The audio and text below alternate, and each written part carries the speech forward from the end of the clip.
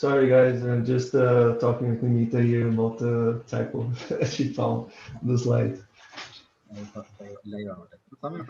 Nimita, we can talk for me. We have 4 more minutes. Go to the So that's it. Nothing much. That's all I could find. Yeah. Is the connection good?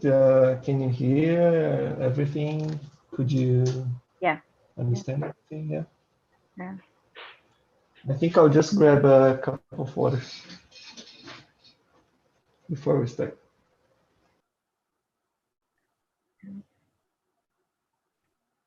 We aren't touching everything under the topic. It's just that we are just giving some key thoughts on that. I hope we just sail it through. Yeah. And then we have Professor Edward to give more insights on the topics. Yeah. Also, in any case, you will have the questions. And I can't comments. hear you, Professor Edward. Professor Edward is saying something. Okay. I was just going to say won't take too much time, and I'll hand the floor over to you so you can, and we can come back at the end for discussion with everybody. Yes. And remember, Professor, I will ask the participants to send you a private message with their questions. Yes, absolutely. And I will then take them pretty much in order as they pose the questions, and or if I see 2 questions that are very close, I might have them, answer both at the same time. Fantastic. Lourenço and Nimita. Yeah.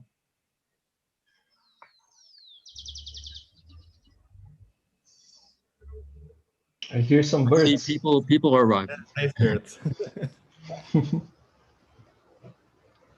We already have 32. Yeah.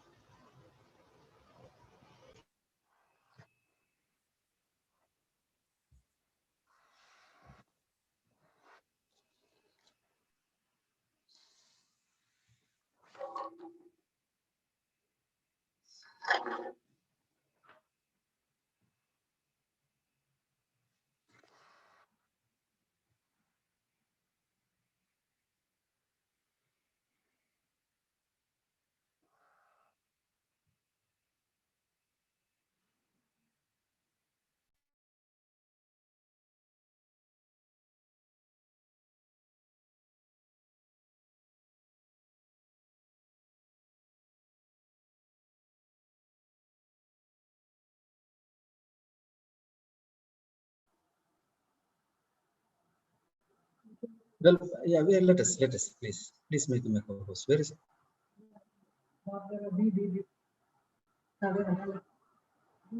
Yeah, I can. Let me.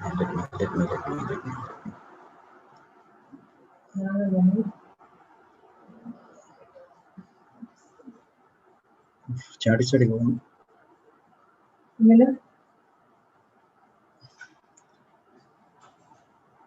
Welcome, Professor Bentoke. Welcome.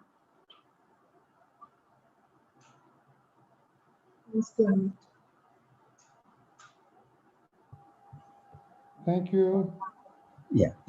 Welcome, sir.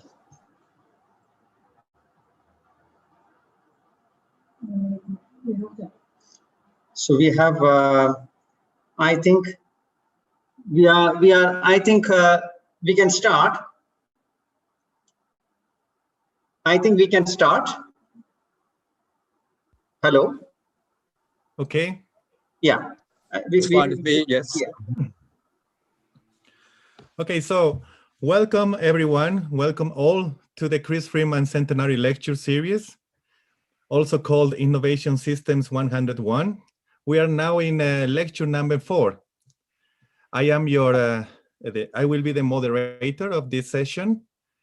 This will be focused on the theoretical foundations of national systems of innovation.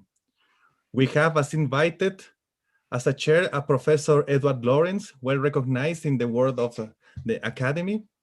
Also as speakers, 2 beloved colleagues of mine, Dr. Lourenço Galvão from Brazil and Dr. Nimita Pandey from India. I am very happy to be the moderator today. My name is Carlos Acevedo from Universidad of San Simón in Bolivia. These lecture series are in honor to the life and academic work of Christopher Freeman, the founding father of modern innovation studies. This year, 2021, is his birth centenary year. These lecture series are organized by a few alumni of the PhD academies of the global network of the Economic of Learning and Innovation and Competence Building Systems, Globelix, funded by Professor Bengt Ök Lundvall, and co-hosted by the United Nations University Merit in Netherlands. We have in total 13 lectures, 38 speakers in a time lapse of 3 months. The objectives of these lectures are to attract young blood into innovation systems and into the innovation systems discipline, and embolden the early year career researchers and interdisciplinarian to use the innovation systems framework in their research. This is our team, a team of 38 speakers and discussants. You will recognize for sure a lot of distinguished professors between them, and also colleagues in the field, young colleagues. So the lecture 4 is focused on the theoretical foundations of national innovation systems. And I will introduce now the chair, Professor Edward Lorenz. He's an emeritus professor of economics of University of Côte d'Azur, France, sorry, and distinguished visiting professor of University of Johannesburg in South Africa. He's also adjunct professor of Aalborg University in Denmark and vice president of Globelix. He published a lot of academic results in journals as Industrial and Corporate Change, Industrial Innovation, and Research Policy. We also have as speakers today, Dr. Lourenço Galvão. He's a researcher consultant on circular economy. He has international experience with research projects dealing with industrial symbiosis, CSR, environmental innovations, and energy transitions, both in Denmark and Kenya. PhD in technology and innovation management from the Technical University of Denmark. We also have a Dr. Nimita Pandey from India. She is focused on science, technology, and innovation, policy fellow at the Department of Science and Technology, Center for Policy Research in the Indian Institute of Science in Bangalore. She is PhD in science policy from Jawaharlal Nehru University in New Delhi, and member of Globelix as well. Associate member of the Indian Institute of Public Administration and associate editor of Science and Diplomacy Review. The entire meeting is being recorded also for academic purpose in Zoom. This Zoom platform is provided by the United Nations University and Maastricht Economic of Social Research Institute on Innovation and Technology. And also is streamed live in YouTube. Please, I will give now the word to Professor Edward Lorenz for his opening comments. Thank you very much, Carlos. This is an honor and a pleasure to be here and to be joining everyone on this 4th lecture in the series. I followed the first 3 with great interest. Some on YouTube, some I was able to attend while they were occurring. And I think you've, Rajesh, has done a remarkably entrepreneurial skills here, and bringing this together, and it's attracting so many people, including a large number of good colleagues and and alumni from GlobalX. I won't speak very long now. I want to hand the floor over pretty quickly to the two lecturers. I thought I might just try to bring out a few points that seem salient to me, particularly when I look at the lecture plan, when talking about the systemic nature of national systems, the notion of national boundaries, the spatiality of knowledge, and tacitness. It seems to me these are all very interconnected issues or themes. And of course, together, they're part of the reason which makes the National Innovation Systems Framework so powerful, but very different from conventional neoclassical theories. On the question of the national boundaries, of course, this is something that Chris Freeman addressed very explicitly in some of his publications. And he was, of course, quite aware that there was the idea that globalization was increasingly making the national level less important. He addressed that point and made, I think, a very strong argument. I'm thinking, for example, in the 1995 CJE paper, where he summarized some of his work on national systems. And I see him as really saying, ultimately, it has to do with the institutions, which are nationally specific and which firms are in relationship with. And these institutions mean that innovation processes will look very different across countries, regardless of how powerful, how present multinational companies may be. So I think this is, in my view, this is as much true today as it was when he wrote in 1995. Obviously, globalization by most measures, at least up until 2008, has been increasing in terms of trade, knowledge flows. Maybe it's leveled off, and of course now in the context of COVID, this is declining. But I think even if we look at COVID, we see the differing responses, different capabilities, and ways in which nation states have responded to these things, to this pandemic. Again, brings out the importance of differences in institutional arrangements, even amongst countries that may appear to be quite similar, at least superficially in many respects. So we can take as an example, I think actually Van Dok, he's here. I think with Charles Edipus, they did a comparison of Denmark and Sweden at one point. We have obviously two very different ways of dealing with between these two countries with the COVID pandemic crisis. So it's, again, institutions and context matter. It's closely linked to tacitness, which is a theme that Van Dok in particular has addressed substantially in his work, and he may have come in later on the discussion, because the institutions are, of course, partly informal. And some of the institutions that Van Dok stressed are the informal user-producer relations and networks that exist, which mean that even incremental processes of innovation can be quite different across countries. And the informality is partly linked to the fact that there is, at a national level, some implicit understandings and knowledge that can be shared more easily between people from the same national background. So I think even at this level, we begin to see connections. But the notion of tacitness, of course, is also linked to spatiality at more of a local and regional level, and then of course also at the firm level, and the notion of routines, for example. But some geographers like Cook, others would argue that in fact, perhaps paradoxically, globalization ends up in a way making the local regional level more important, because it becomes a source of differentiation in terms of capabilities, which mean that specific regions that have that institutionally and locally embedded knowledge and capabilities that they are able to develop, in part because of the shared norms and conventions, can maintain a competitive advantage in the global world. So the two, globalization and importance of the local regional, are not contradictory. They can be understood as part of a interactive process.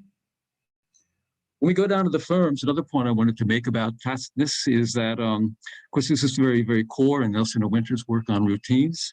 I think Penrose develops it in a very interesting way. She emphasizes the importance of experience and experience-based learning, which Bentok, and then also in some of my work with him, we has been developing the idea of DUI mode learning, learning through doing, using, and interacting. I think in her classic distinction between resources and productive services, one point that she makes is that experience is a basis for knowledge of a sort that's very specific to the organization to some extent. And of course, I cannot teach you or sell you my experience. You can only acquire your own.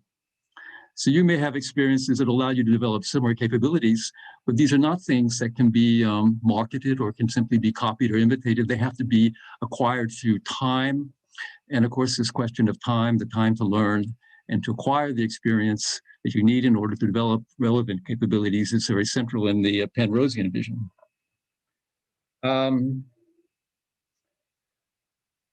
What else did I want? I wanted to say, this means, of course, that while R&D in science, which of course in Freeman's work were very central, technology, science is his core, but Freeman recognized that innovation is not only explained by R&D, and it may not be the most important factor in some types of innovation, particularly incremental innovation.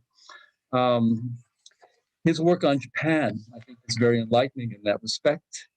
And there's a quote that I've always enjoyed, because I think it's very revealing that he was able to understand the different levels and different types of knowledge that are important.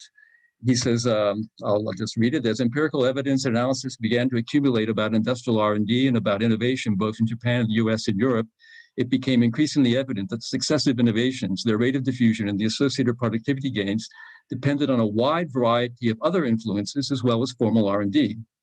In particular, incremental innovations came from production engineers, from technicians, and from the shop floor, and they were strongly related to different forms of work organization, which has been a point setting for me because I do a lot of work on work organization, on the learning organization, and how important that the organizational design and the forms of work organization can be for the success of firms in their innovative activities.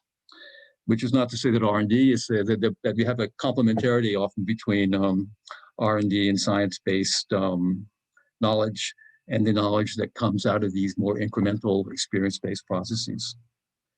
So even if R&D, as Chris said, may be decisive in its contribution to radical innovations, it's no longer possible to ignore the many other contributions and influences. And then he makes a strong point that you have to look at the interdependencies between technical change and organizational change and innovation. And he makes a clear statement that I think he says something along the lines that any theory of technical change which ignores the interdependencies is no more helpful than a theory of economics which ignores the interdependencies between prices and quantities in the world. So he had a very rich and in multiple levels sort of understanding of the economy, in which it's historically grounded. There are multiple factors that come in and play a role. There are institutions, of course, embedded. There are organizations which can have their own specific characteristics. And it's often in the interdependencies between these different elements that we are able to understand what makes a national innovation system distinct and to develop in its own specific ways. So those are just some broad points. I think we'll be coming back to this, and I know since Bentok is here, he hopefully will come in on the conversation and give his view on these matters, which have been so central in his work. And we can then take this up in the question. So with that, I'd like to just simply hand it over to Lourenço and Nimita, and then I should say I will be chairing, so that means you should direct any questions you have at the question period afterwards personally to me when you go down through the area. Don't direct the questions to the whole community.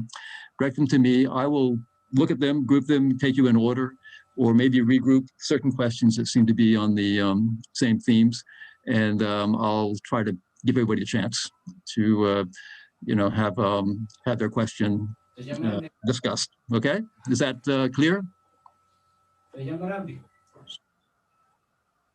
Okay, so Lourenço and Nimita, it's on to you now. Thanks, Professor Edward. Just share my screen here.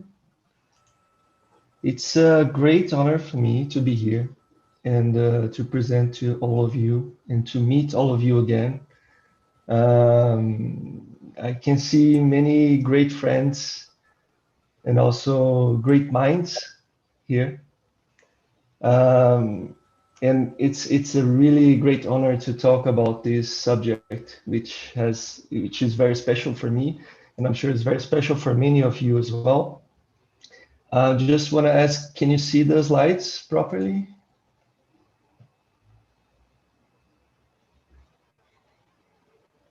Can you see it? Anyone? Yes. Yes? Yeah. Okay. So this lecture 4, the theme is Theoretical Foundations of National Systems of Innovation. And I'll be presenting the first part, which we have 3 points. First, not so theoretical. I'm going to present a little bit of the historical perspective of national systems of innovation. So it's a complementary point to the latest lecture 3 from Reg and Victor. And after that, I'll present a little bit about the systemic nature or a systemic characteristic of national systems. And then a little bit of the notion of national boundaries and why can we say that national innovation systems exist? Why can we say that innovation systems have a national boundaries? And then after that, Nimita will talk about the speciality of knowledge, the testedness of knowledge, and the relationship between knowledge, science, and innovation. So 3 points dealing with knowledge and its relationship with innovation systems. And then we have a bonus. The number 7 is a bonus point that we might present if we have time, which is the relationship between production, trade, and knowledge base, and their relationship with national systems. And then we'll raise some questions, some interesting questions for debate. So first, I want to start with a personal take on Chris Freeman, my personal take. So I did economics as my bachelor degree. And up to the 3rd year, I only had neoclassical and classical economics. So, you know, microeconomics, the textbooks and so on. And, you know, to be honest, I was getting depressed with economics, you know, because I was seeing that it was too far away from the reality, from things I could see in the world. You know, it was more like a robot economy. Things were too rational, too precise, and I used to see the world as a place where precision is a very small part of it, and there's a lot of systemic things as well happening that we could not explain with the neoclassical theories, for instance. And then in my 3rd year of economics bachelor, I came into contact with this book, Economics of Industrial Innovation from Freeman and Luxoy. And this book really opened my mind to the complexity, especially in terms of the innovation and industry production. So all these things, they were very important for me. This book in particular was I would say mind-blowing to me. It was something that really opened my mind to a new perspective in economics. So, and I'm sure many of you share the same feelings about this book. So this was Freeman's contribution and Soit's contribution to my career, I would say, because it really changed me. After I read this book in a discipline called Industrial Innovation, or better, it was Economics of Industry. I really knew that I wanted to study more about this. I wanted to do research about this. So it really changed my career forever. And then after that, after I did my master's and into my PhD, I came into contact with this article by Freeman as well, The Greening of Technology and Models of Innovation. So this article again opened my mind to how could I use all I learned about industrial innovation and national innovation systems and evolutionary economics to talk about green issues, sustainability, which for me, after I read this and increasingly after that, I wanted to do more things related with sustainability because I thought this was the new shift that we needed in the world and in our society. So this shows also the greatness of Chris Freeman's work. So these were the two main works of him to me, to my personal perspective. So I just want to remind a little bit of the previous lecture. In lecture 3, the Reg talked about the national innovation systems antecedents, some theoretical antecedents of the concept.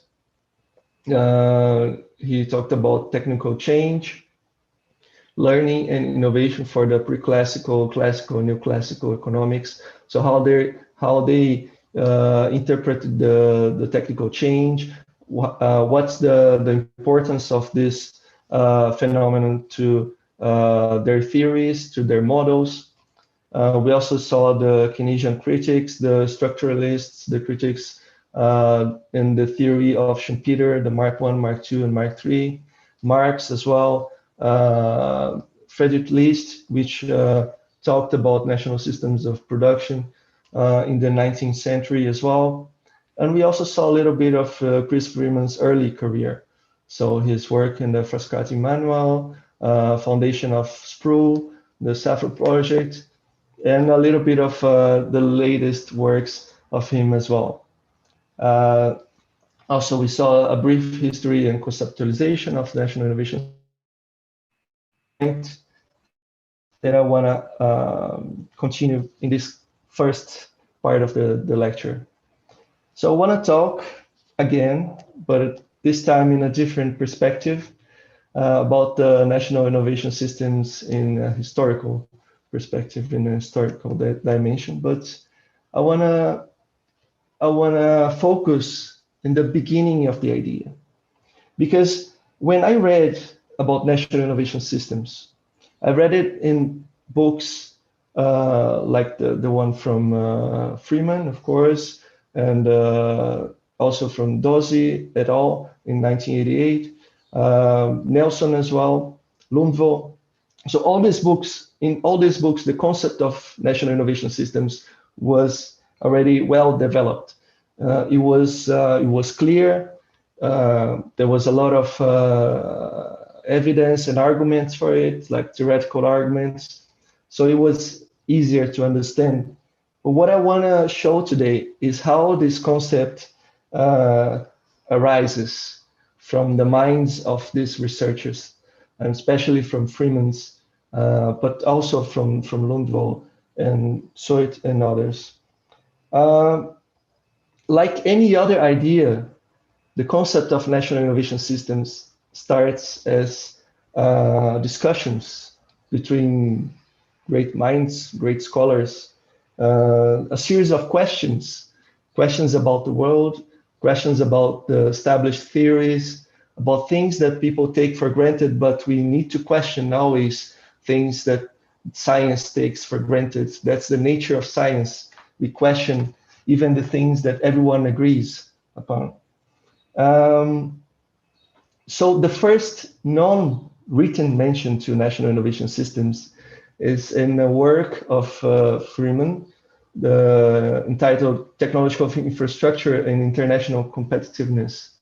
This is a draft paper presented in 1982 to the OECD's expert group on science, technology, and competitiveness, but it was never published. And according to some, including Ludwig, he can maybe say that later, but it was too provocative because it was against the established mainstream theories of the time. Therefore, it was not published by OECD, but it was later printed for the first Globalix conference in Rio in 2003. And in the preface from Chris Freeman, in this printed version of 2003, he says, as the last page only briefly indicates, any merit that it has was derived from a sabbatical that I spent in Aalborg in the early 1980s, where I first learned from colleagues there the expression national system of innovation and its content. Therefore, here we highlight the collective importance, the collective work that was involved in the concept of national system of innovation. He probably discussed this concept before this paper of 1982 with Lundvo and with other scholars in the IC group in Aalborg University and other places as well. There's a thing that I read in a paper from Godin from 2010 that he argues that the first mention to innovation system was in Freeman's first edition of the book, The Economics of Industrial Innovation, that book that I showed you before. I'm not sure about that. I don't have the first edition of this book, but I'll mention here just because I saw in this paper. So I think it's worth mentioning as well. If any of you have this first edition, perhaps you can enlighten us later. So I want to give a brief context of the early 1980s, which was the time when this concept of national innovation systems came up. First, we have the emergence of ICTs. We have a new technological paradigm. We have a very dynamic paradigm, which was in the early stages of what we call the knowledge-based economy, even though some might say that the economy was always based on knowledge, and I agree with that. But what we call the knowledge-based economy arose in the late 1970s, early 1980s. So we have this very dynamic paradigm where technology is put in the center, knowledge and technology are put in the center of the economic dynamics. And in face of that, the mainstream economics theory fails to explain the leadership international trade through price factor competition, the price of production factors like labor and capital. So one example of that is the rise of Japan as a major player in exports of technology-intensive products, despite the deterioration of the relative prices and labor costs. So it contradicts the mainstream classical theory that, according to that theory, Japan could not be a major player in these exports because its factor prices were deteriorating at the time. So there was something else explaining the rise of this country and other countries as well in history that was not the price of the factors in production. And some studies, especially CERT in 1981, which was mentioned in Freeman's work as well, showed evidence corroborating that this factor that was explaining the rise of Japan, for instance, was the influence of technology. So technology was a new factor, not very important in the neoclassical theory, and could explain the rise of these new players in the international trade leadership.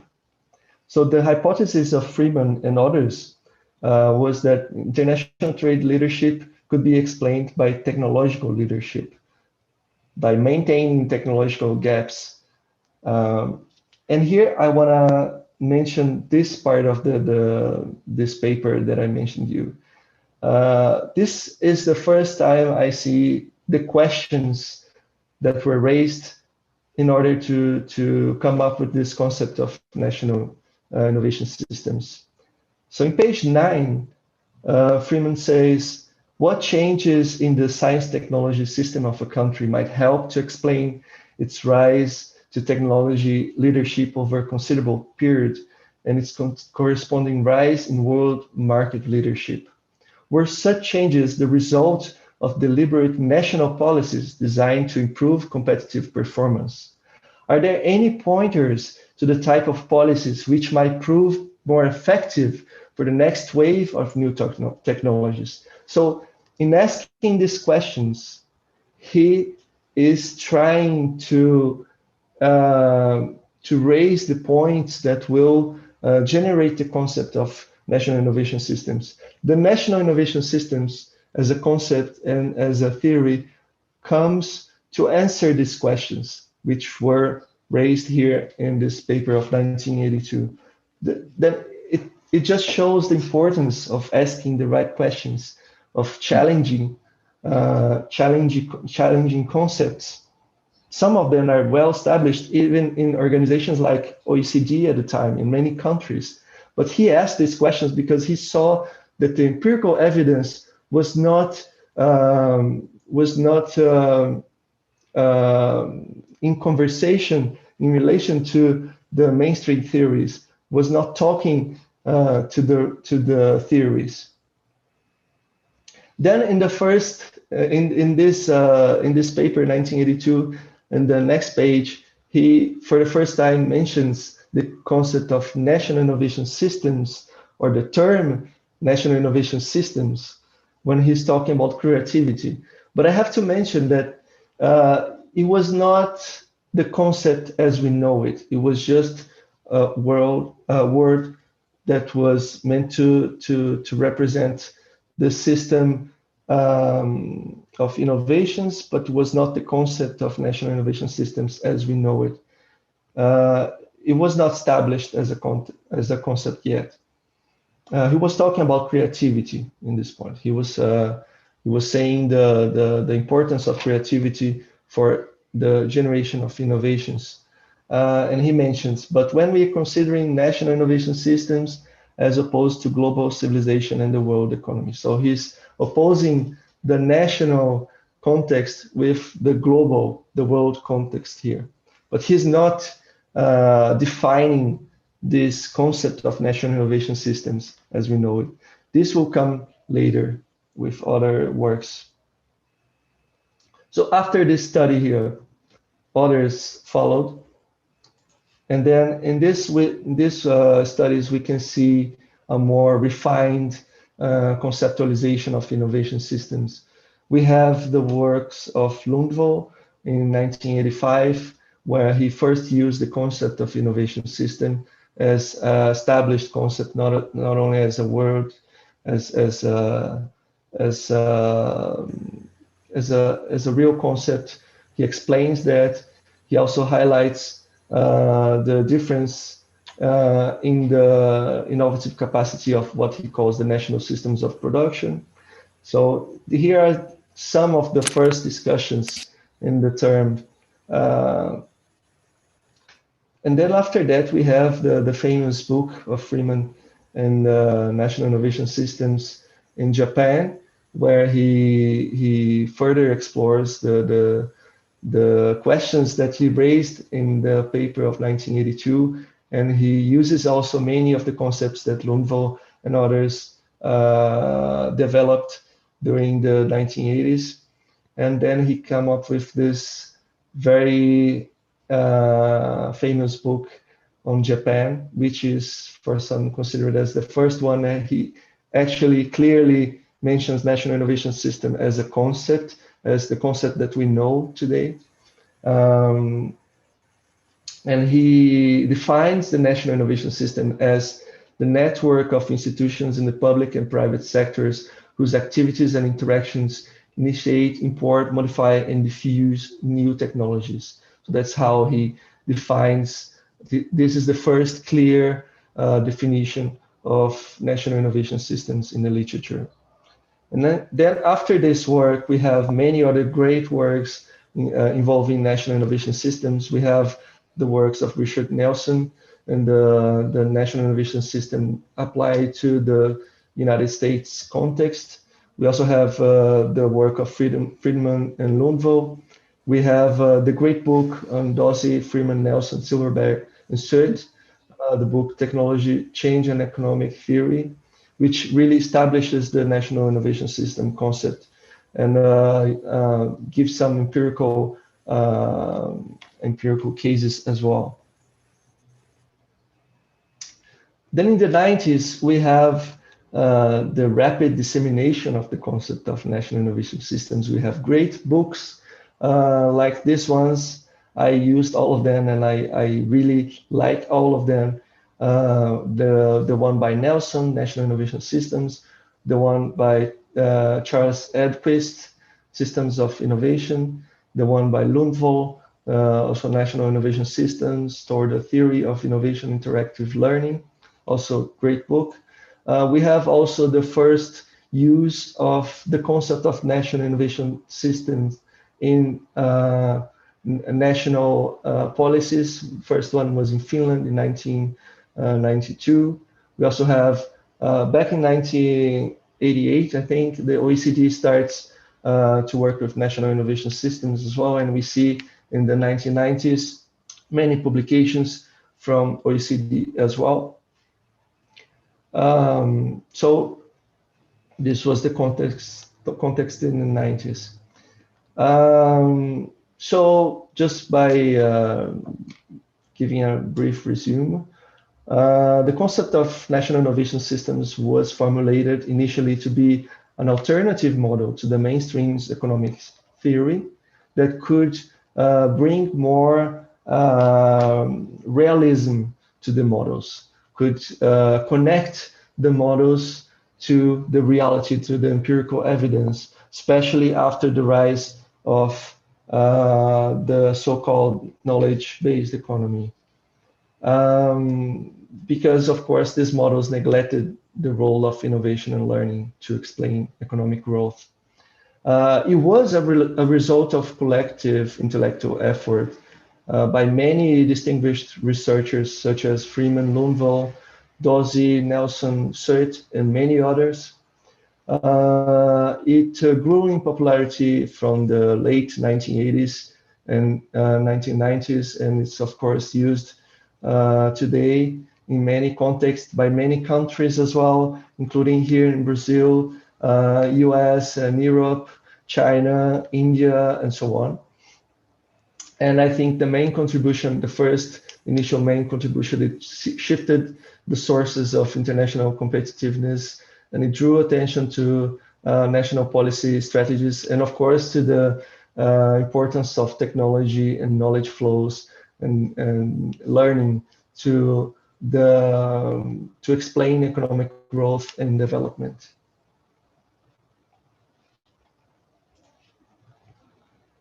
So here I just put some references that you can see, some that I used to make this presentation as well, but you can see later in the when you get the presentation. So the second part I want to talk now, we introduced the really theoretical developments on national innovation systems. And the first one I want to talk about the systemic nature or the systemic characteristic of national systems, national innovation systems. And I want to start by raising the question, what is a system? We see systems everywhere. We see systems in every subject of science and beyond science as well, of course. But what is a system?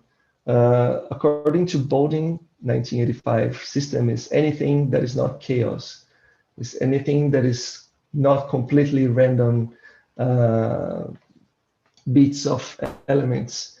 But we can give a more focused definition of system as a number of elements and their relationships. So this is the basic description, the basic concept of a system.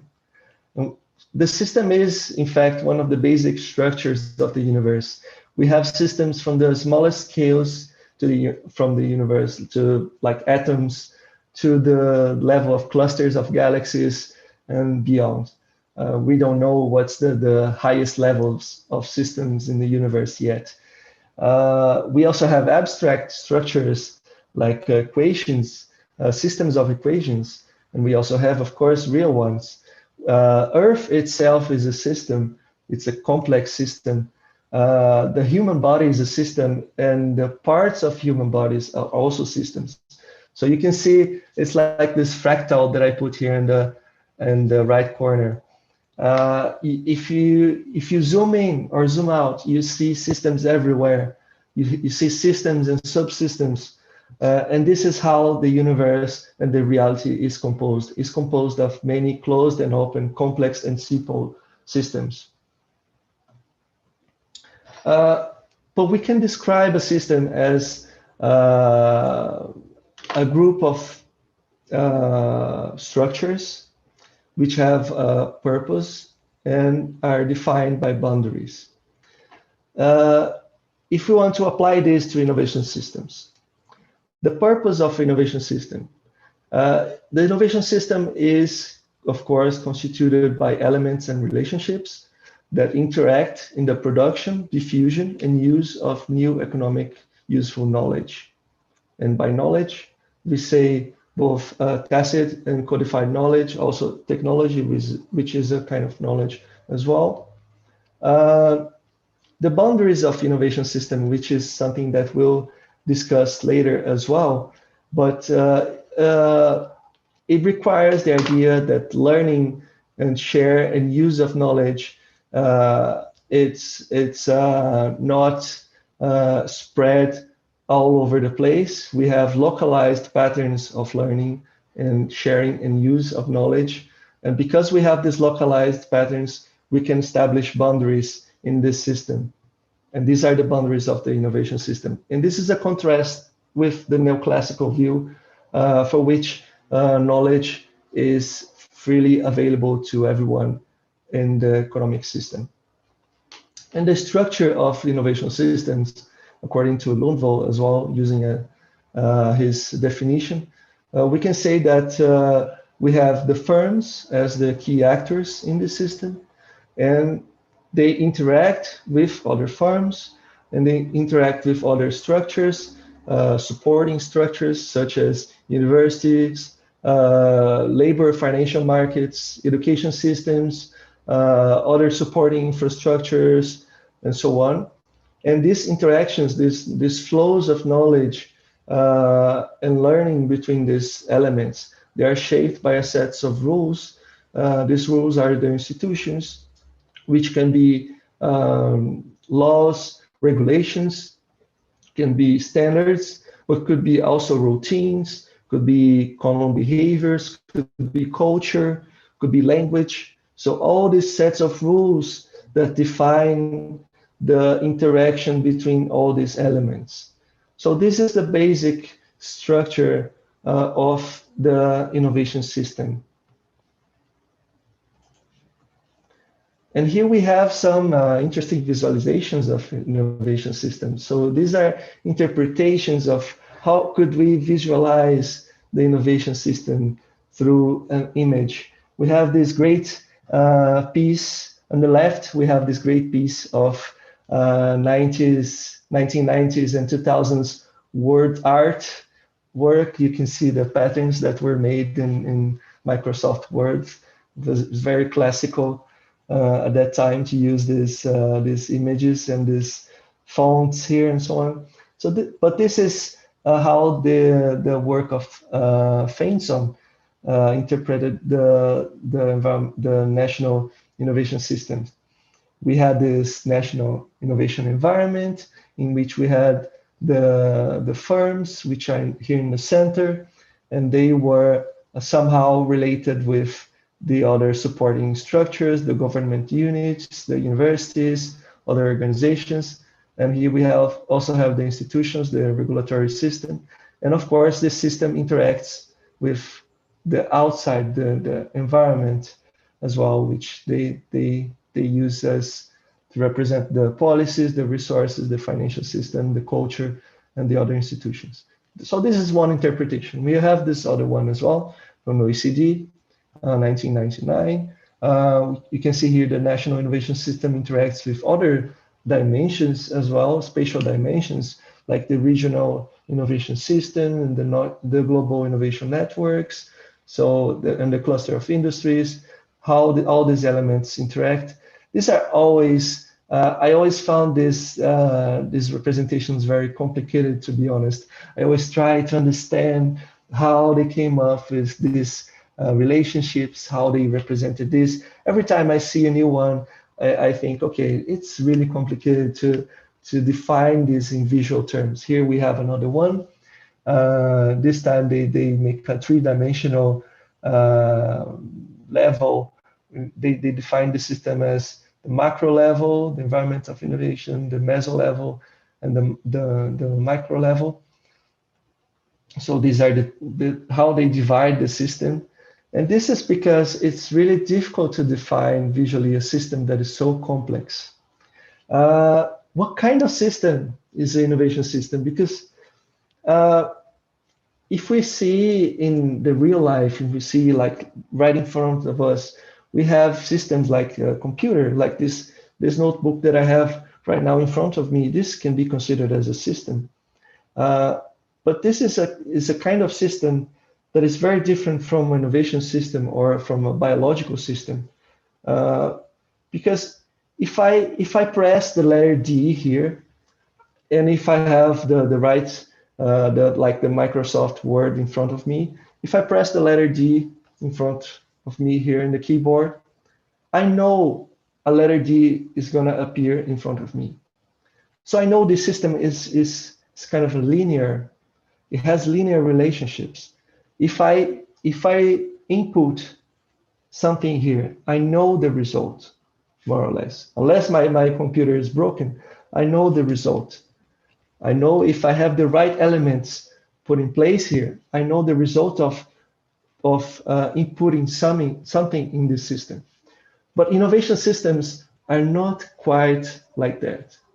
And this is something very important because many policymakers, when they try to understand and interpret the innovation system, they think that innovation systems are just like my computer, that they can arrange this system somehow. They can construct this system just like they construct a computer, and they can put something, they can make an input to the system, and they can create automatically a result. Innovation systems are not like that. Here I mentioned Rundvall in 2007, when he says the system terminology may have had a negative impact in the use of concept in public policy. Certain policymakers have interpreted the system in a mechanistic way, just like I said, in this kind of linear way, assuming that the system can be easily constructed, governed, and manipulated. The lack of clear definition can contribute to such misinterpretations. One type of mechanistic interpretation is found in regional development strategies, based upon the assumption that clusters and regional systems may be built from the scratch through policy initiatives. So here we have this interpretation of the innovation system in this mechanistic, linear way. This is because many people don't understand what kind of system innovation system is. Here we have another point that clarifies a little bit more. The innovation process may be seen as an intricate interplay between micro and macro phenomena, where macro structures condition micro dynamics and vice versa. New macro structures are shaped by micro process. In a dynamic context, this means that we need to understand systems as being complex and characterized by co-evolution and self-organizing. What we mean by complex system? Here we have a definition from Katz, interpreting innovation system as a complex adaptive system. This is a special kind of system. Complex systems have some specific characteristics. First of all, they can be open. They have openness. The information flows across the boundaries of the systems. They're not closed like this computer is closed somehow. Unless I connect it to the internet, somehow it's open. But if I don't connect to the internet, this computer is a closed system. The information doesn't flow unless it flows, of course, from me to the computer. But, well, yeah, in a way it's open. But you get the idea. Complex systems are also, of course, complex. They have behaviors that cannot be easily inferred from the basic properties. They have many subsystems, and each of these subsystems have a specific behavior. So when you merge all the behaviors and the properties of these many subsystems, you have a very complex picture. And that's why, of course, it's so difficult to visualize the national innovation systems and any innovation systems as a picture. That's why we have so many interpretations of it. Complex systems also have the property of emergence. Emergence means that there's a relationship between the details and the larger views. We have behaviors and properties that arise not only as the sum of each elemental part of the system, but also as a result of the interaction between these elements. So we cannot understand, for instance, innovation system if we only look the behavior of the firms, or if we only look at the behavior of some supporting infrastructures, or like the institutions, or like the educational system. We cannot understand how space rockets are made only looking at the high school system in a country. We have to look at the whole system, how it interacts, how these elements interact to generate innovations, to generate knowledge. So this emergence property is also found in innovation systems. Complex systems are also non-linear, as I said, which means that sometimes when you have a small change in the system, you can have completely unknown results in this system, which we may call a butterfly effect in a way. So if we have a complex system and we give it an input, whatever input, we don't expect that in this linear system, in these complex systems, we'll have an expected result. Results can be completely unexpected because of these interactions between many complex parts. In linear systems, in the contrast, the effect is always proportional to the cause. That's how the neoclassicals used to view the learning processes and the generation of innovations. You have this linear system, which was criticized by Klein and Rosenberg, which you have the research and development efforts in the beginning, and then you transform this R&D efforts into innovations. So you have this linear system where you supply R&D, and then in the end you have innovations. And we know that innovation systems are not like that. They're complex. It's not always that if you supply R&D, you're going to get some innovations in this chain.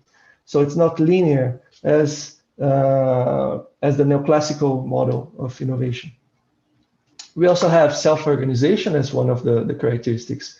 So this means that the parts of the system are able to coordinate their actions even without centralized planning. So innovation systems, they don't have centralized planning that is coordinating all of the steps, all the subsystems of the system. They're able to self-organize and to interact without this centralized being or the centralized element coordinating all the interactions, all the actions in the system. And they also have adaptive behavior. That means that they are able to change themselves and to adapt to changes in the environment. And of course, to change the environment themselves sometimes. So this can be viewed as the interplay between competition and cooperation to survive and evolve. So here we have the evolutionary behavior that we see as well in the innovation theories that are complementary to the notion of innovation systems. So the innovation systems are adaptive, just like biological systems are adaptive as well. So here we have some of these very complex characteristics of the system. It's not a simple system. It's a complex. It's full of characteristics that are not present in some of the simple systems that we see in our lives as well. And because of that, because of this interpretation or this misinterpretation, many policymakers, many scholars think, okay, we can perhaps control the innovation system. We can apply some linear behavior to it. We can organize this system. We can centralize all the coordination of it. And this is a mistake. This is a misinterpretation of the concept, because it's not possible to coordinate all the steps of all the elements of the system. Now I go to the third part, which I focus on the boundaries of the national innovation systems. Why is nation? Why nation can be seen as a boundary, as a valid boundary for innovation systems? Well, first of all, the national innovation system concept was emerged as a way to explain competitiveness and trade between nations. So it's easy it was natural in the beginning to talk about national innovation systems, because that was the discussion at the time. The discussion was an alternative to the neoclassical theories to explain international trade. So of course, nation was a valid level of analysis at the time. It was the level of analysis that was demanded to criticize the mainstream theories at the time, which regarded technologies as exogenous, like manna falling from heaven. So equally accessible to all actors, sectors, regions, and nations. And if we go back to the definition that I made here, the boundaries of innovation systems builds upon the idea of localized patterns of knowledge, sharing, and learning. So that means this knowledge and the technologies, they're not exogenous, they're not accessible to all actors. And because of that, we have these boundaries. We have constructions of boundaries in sectors, in nations, and in regions.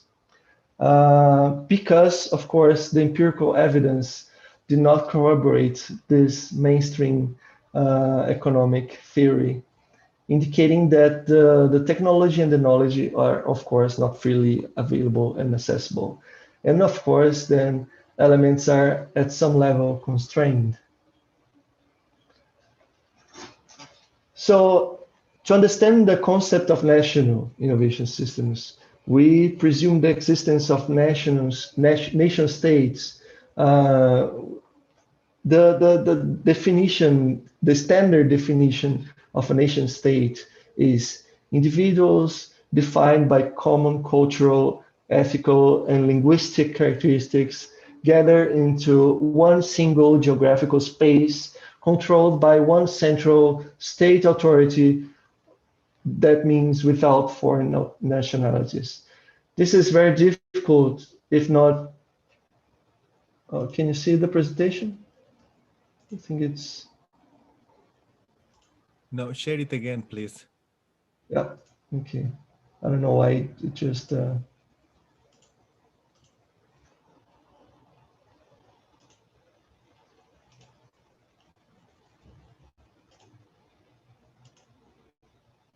you see now? Yeah, yes, It's yes, yes, you're back. Okay, okay.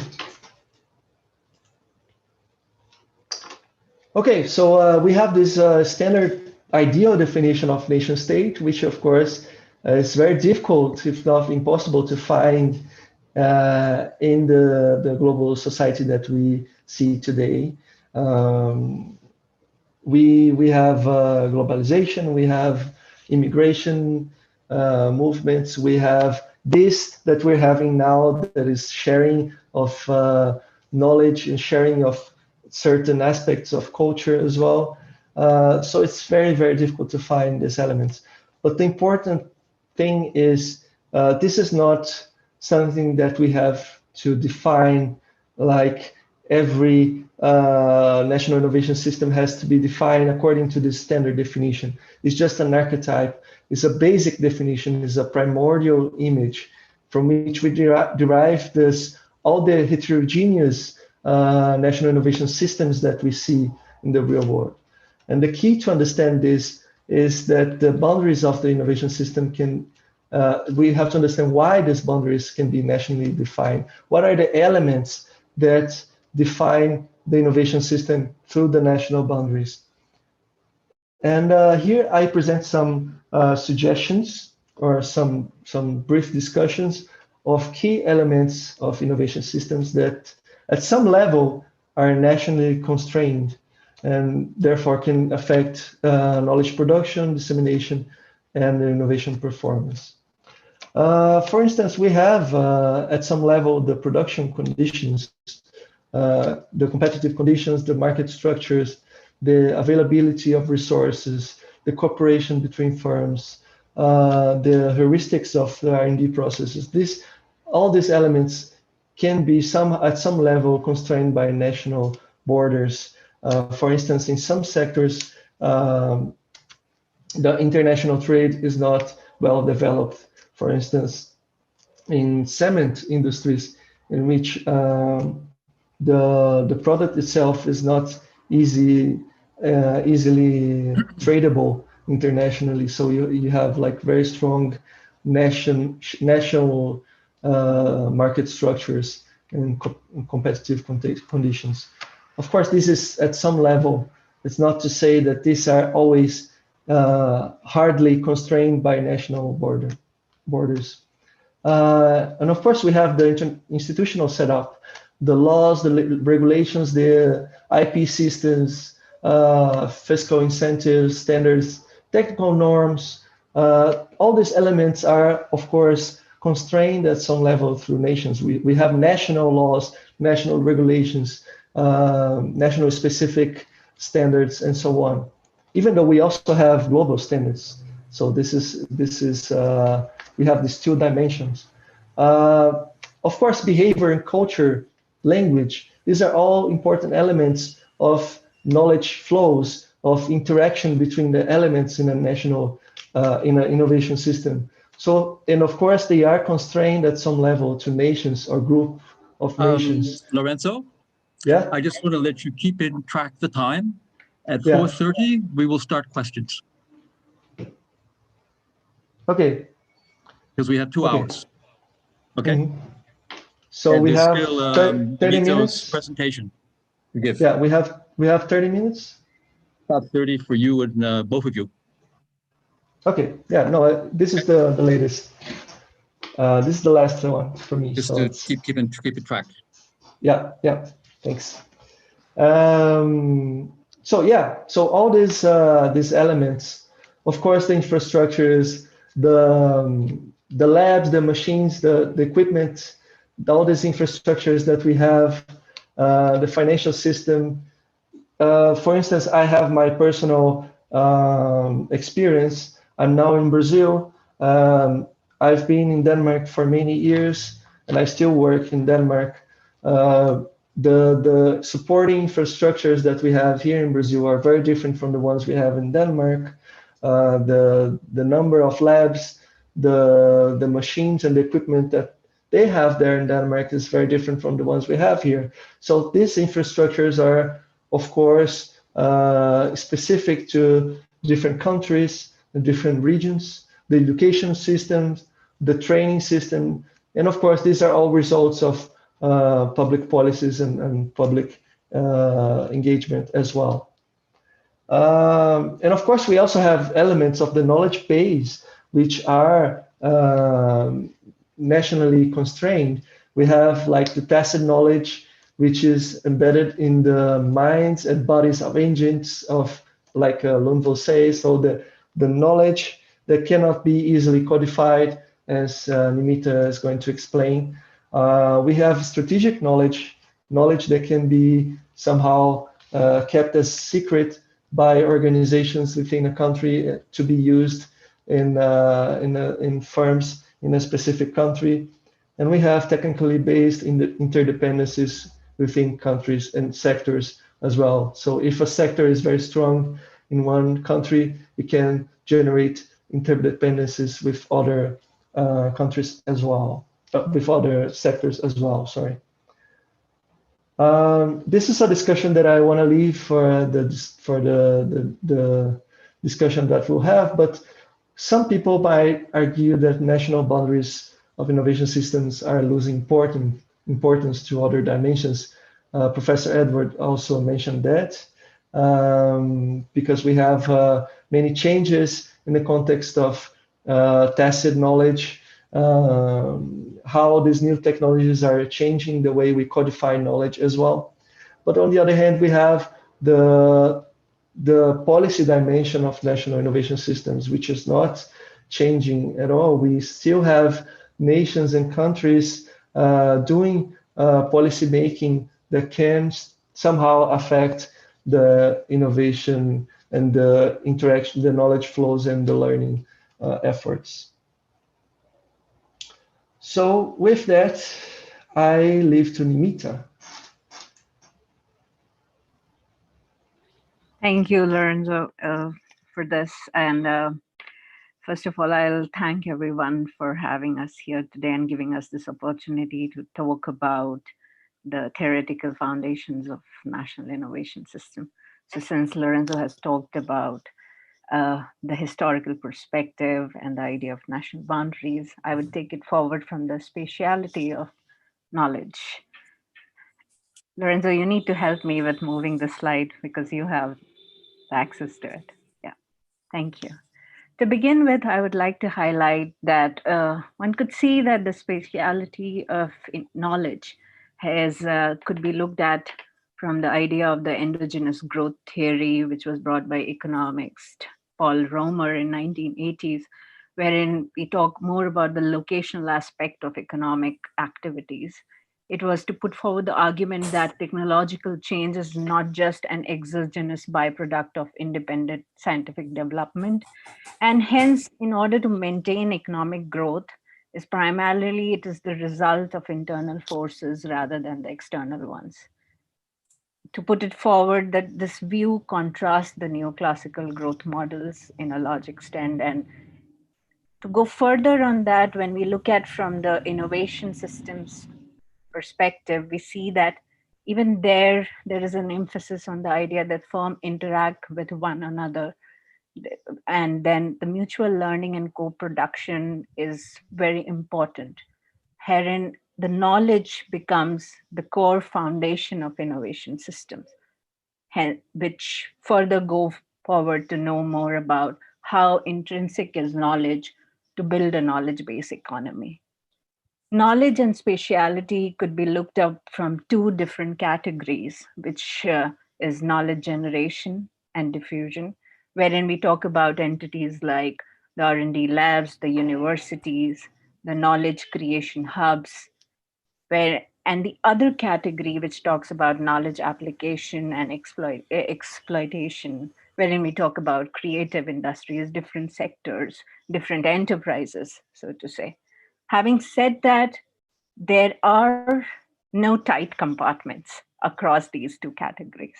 And hence there is interdependencies and interaction between them through flow of knowledge, human capital, transfer of technology, and it involves a lot of institutions and policies at multi-levels. When I say multi-levels, we'll see it in the next slide as to how what I'm talking about, spatiality and the multi levels of this knowledge interaction. Lorenzo, the next slide, please. So looking at location or spatiality from that angle, we thought about how to categorize across the whole discourse around this idea. Firstly, we looked at localization of innovation, where Professor Lorenz also mentioned about how important it is to see the regional and the local aspect of innovation and knowledge creation. The first thing was to see the genesis of the idea of industrial district, which was brought in by Marshall's work in 1920s, the school of thought known as the Italian-French School of Innovative Millionaire, talked more about his idea of industrial district, focusing on two distinct traditions, which is he emphasized that in order to surpass the hegemony and action of large firms, small and medium scale enterprises shall agglomerate and in a specific geography. And secondly, I find that knowledge-based theory of cluster is very integral, which also has its backing to work of Bethel and Maselk in the 1990s. So having said that, this was the industrial day. Moving further, we had this idea of the Californian school where the Potherian cluster was discussed and the underpinning idea was competitiveness. So how this came into being. And we gradually moved to the idea of regional innovation system, like economic geographers like Philip Cook came up with this idea. However, the idea of RIS, that regional innovation system, stems from national innovation systems, and it has the similar components in idea. Further going to this idea, we would say that the regional innovation system is to create a more conducive environment for nurturing as well as sustaining competition and technological advancement. So it was more through a systemic approach that these regions had to be harnessed or to be developed for creation, production, and diffusion of knowledge. The second idea of spatiality is the idea of globalization of innovation, where we are talking about how innovation is becoming more and more globalized, the idea of global value chains, global innovation networks, global production networks came into being, and how many firms are reorganizing innovation, ranging from R&D to marketing. So now it's not more about market or low-cost production, but also the quest of knowledge and capabilities that is leading firms and enterprises to move out of these regions and settle down in different geographies. Having said that, global and local interactions have kind of multiplied over time. And one cannot see that these two are working in different silos, but they are complementing each other. And there is a combination of close and distant interactions, which is very much there in the work of external linkages. When we talk about global, local buzz and global pipelines, when we talk about regional to global level networks. In fact, in my PhD, I looked at biotechnology clusters and their global pipelines, which was more about looking at global local interactions of innovation. The next slide. With this, we kind of give a small snippet to the spatiality of knowledge, considering that we have less time, so I will not spend more into the elaboration. But the tacitness of knowledge is very much intertwined with the idea of the locational aspect of knowledge. we had to see it in a more holistic way. So moving forward, Lorenzo, the next slide, please. Thank you. It's important to understand that in the previous lecture, we have talked about the process of innovation, that how it is more systemic in nature, and it involves different forms of knowledge and knowledge bases. So, and tacit knowledge comes into existence in the best possible way. As one could think of the very first pioneer work for tacit knowledge was Michael Polanyi in 1966, wherein he talked about the tacit dimension. I would like to just say his very famous quote when he say, "We know more than we can tell," which is very inherent to the idea of tacit knowledge. As you can see that we often say that when you transfer a technology, it's a known code that it's not the transfer of knowledge. So henceforth, I've just tried to picture you that there are certain examples where we talk about no matter how good we have a recipe of a cake given to us, we will bake it in a different way, and maybe some of them turn out to be disaster. And these are some of the very elementary examples, even quoted by Polanyi, about driving, about painting, that how practice, experience, learning by doing comes into play when we talk about tacit knowledge. Having said that, there's an important quote which Rosenberg also talked about in his book, Inside the Black Box, where he described traditional technological knowledge in a way that the knowledge of technique, methods, and design that work in certain ways and with certain consequences, even when one cannot explain exactly why. So there is a tacitness of knowledge existing even in the technological knowledge.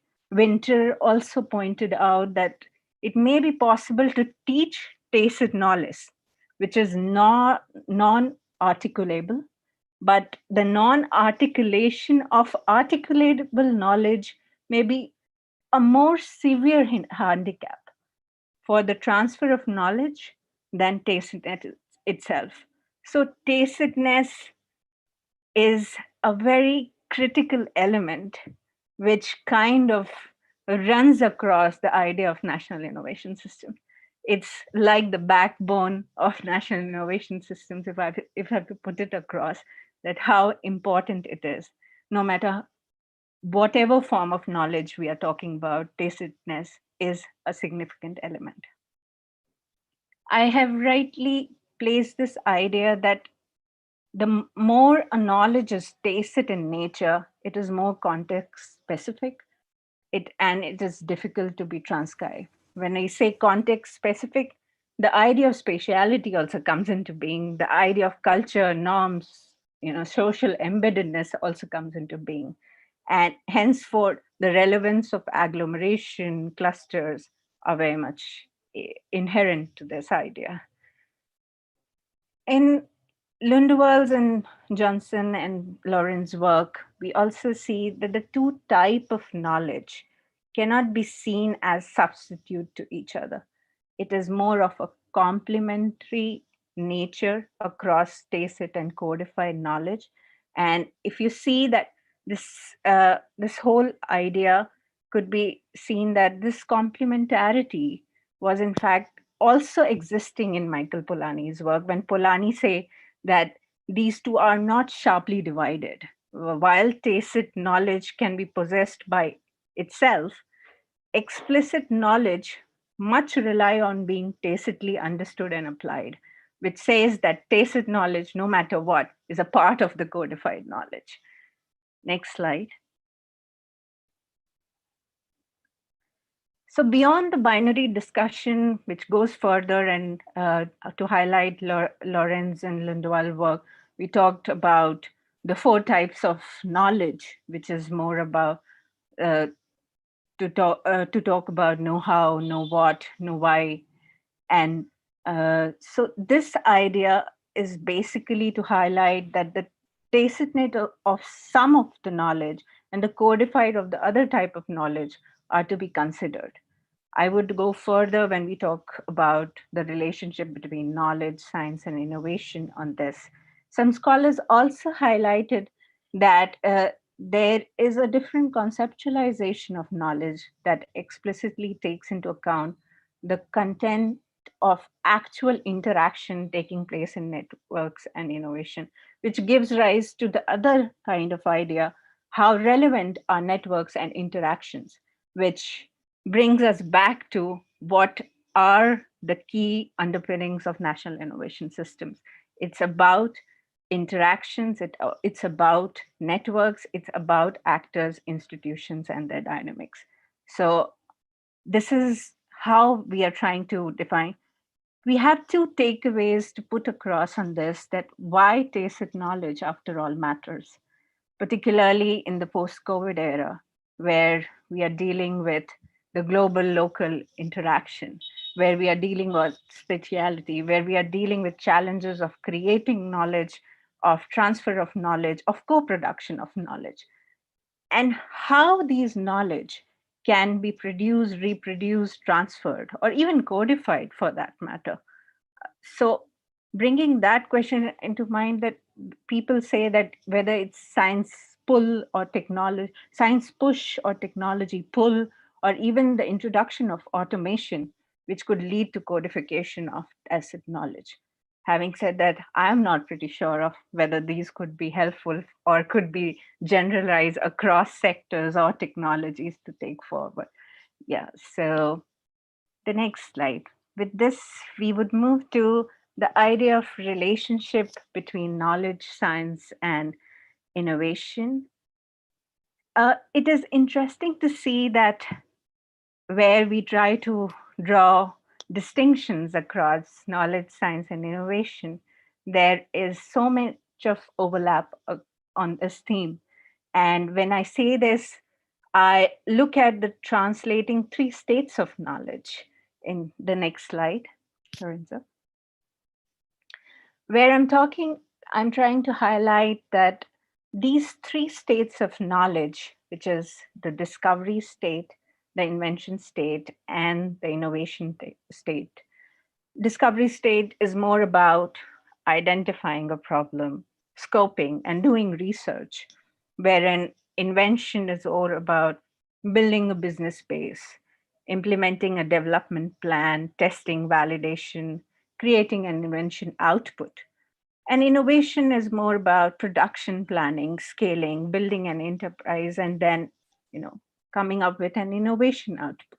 How these are intertwined and have overlaps across, that it is so difficult to say that knowledge stands alone, wherein or is science an outcome of knowledge, or is science beyond the outcome of knowledge.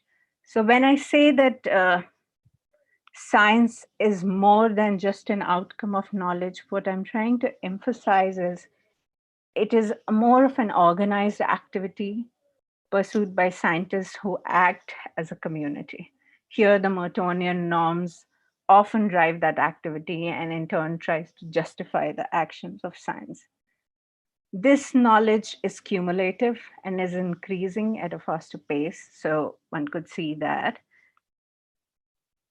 Why I'm trying to highlight on this idea is that scientists analyze and interpret their data, and they generate hypotheses, theories, laws, and through their theories, they help to explain the result, place them in context of a larger body of scientific knowledge. But then that knowledge itself could be reinforcing with the technology, and the technology gives science more powerful tools to work with it. So this was the idea that science itself is to be seen more than the outcome of knowledge. And as science grows further, it's all about to see that it is not cumulative, but also due to rapid spur of collaboration and growth of network, it spans across continent to many projects and activities. To give an example, I would say like when Rutherford discovered the nucleus of the atom in the 1911, he published it in one paper authored by a single author. And now look at in contrast when we saw the discovery of Higgs particle. We had in 2012, we had nearly roughly 1,000 authors for 2 distinguished papers. So look at how fast the networks have grown across science as the science is growing. Having highlighted this, it's also important to say that these networks yield to a different kind of scientific advancement over time, and which kind of being categorized from the lens of innovation into different silos of scientific, technological, organizational, financial, and commercial activities, which is there in my next slide, which happens to be the last slide, if I'm not wrong. And so, yeah. In the context of innovation, as OECD also highlights that the process, product, and the innovations could be seen across these overlaps between scientific, technological, organizational, financial, and commercial activities. Having said that, while we look at from a more systemic perspective, the role of institution and actors in the growth of science and the creation of innovation is very much important, which is also the genesis, or which can be, I would say, be pushed across with the model what we have through the National Innovation System or through the innovation system approach, which comprises of components and its relationship between actors and institution.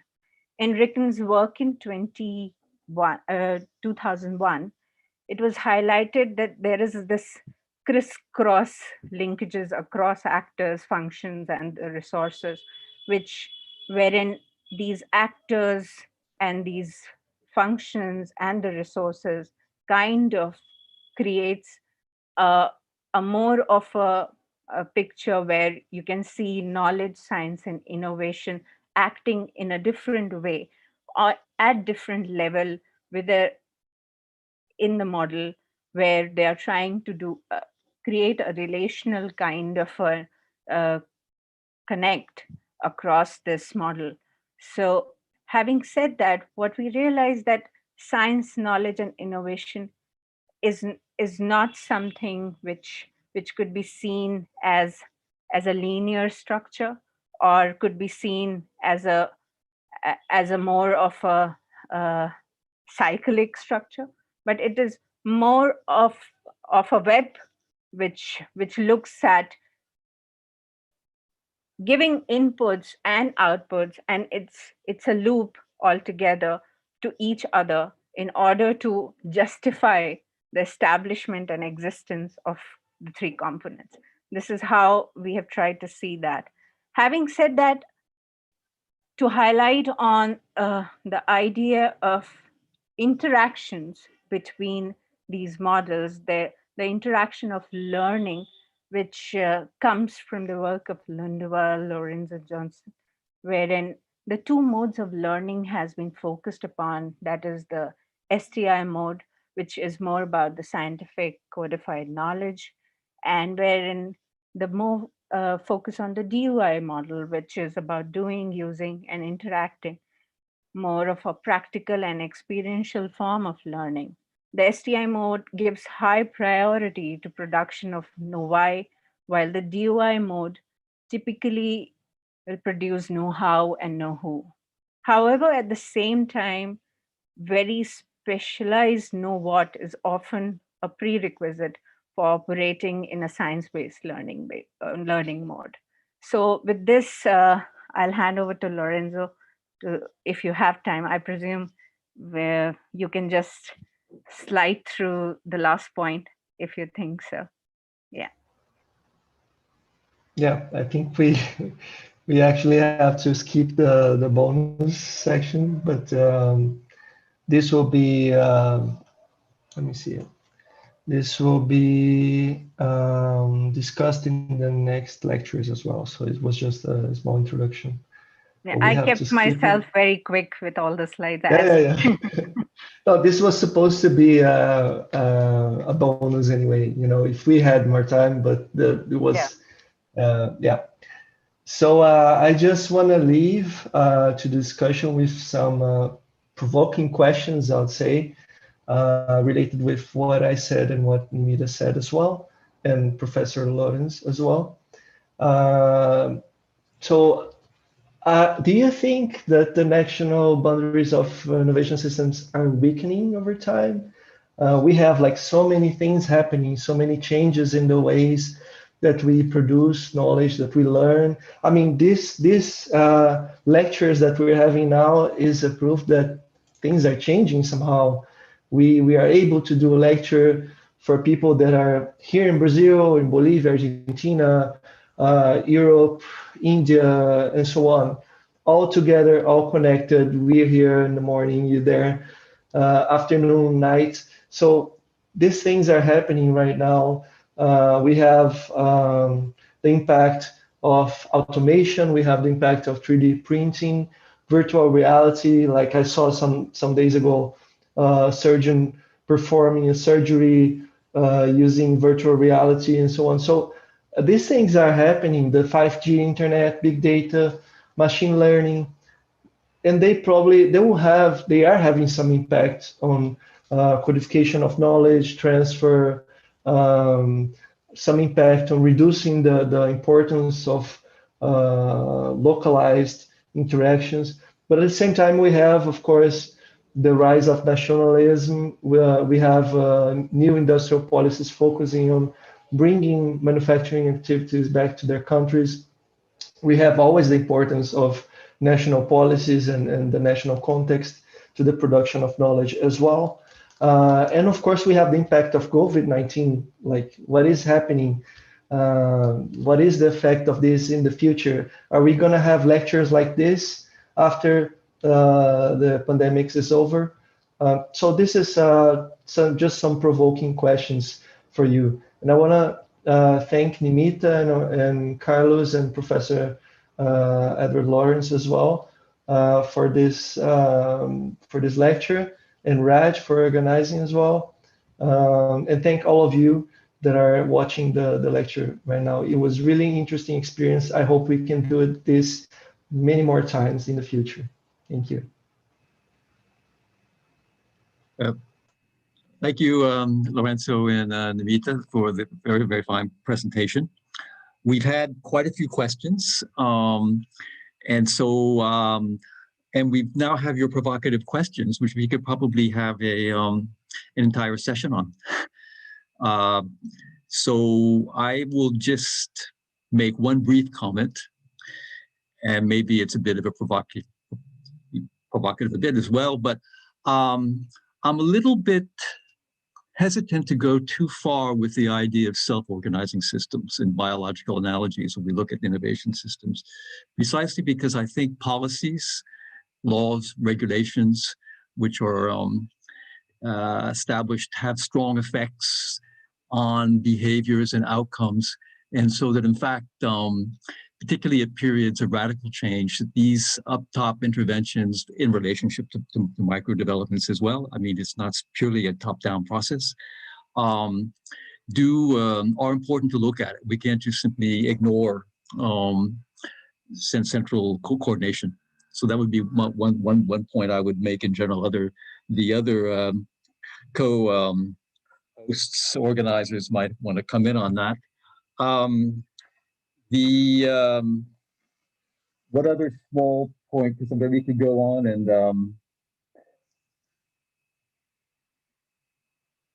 yeah, I would say another point. I think I agree mostly with where you talked about the system, and I did make this point earlier, but I think one thing when we think about the role of firms, we have to remember what the Schumpeterian definition of innovation is. We're not talking about invention. We're talking about the actual process of implementing a new product and marketing it. It has to be implemented and marketed to actually constitute an innovation and have an impact on markets and sectors.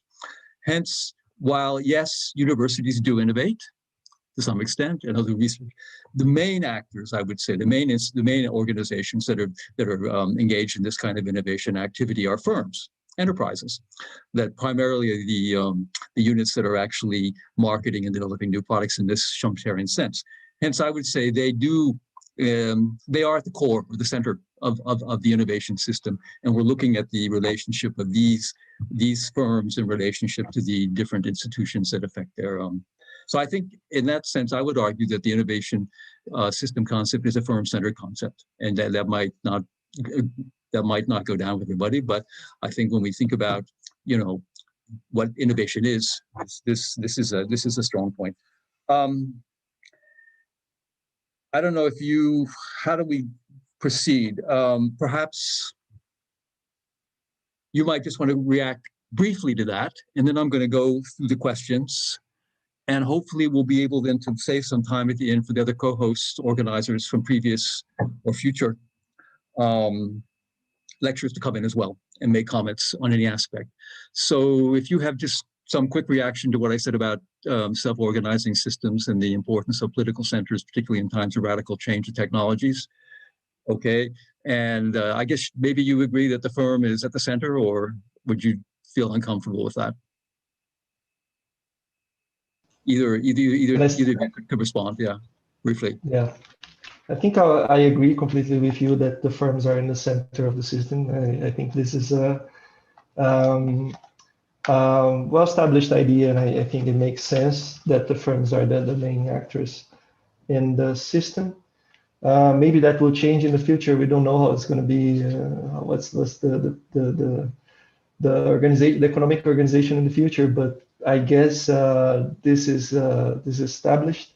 About the self-organizing systems, I think the idea, at least my interpretation, is that of course there are ways that policymakers and other actors can influence the system.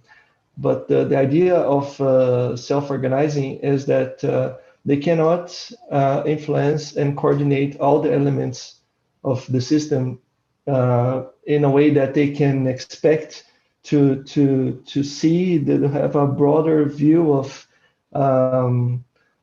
how the whole system works and all the elements work. They somehow they have. I agree with you that they have an element of organization that can be influenced by the actors, but they also have an element of self-organization in the way that not all interactions can be influenced and coordinated within the system. So that's in this way, I think it has some elements of it, but it also has some elements of self-organization, at least in my interpretation of it. Nimita, if you want to say something as well. There'll be more questions coming if you want to wait as well. So.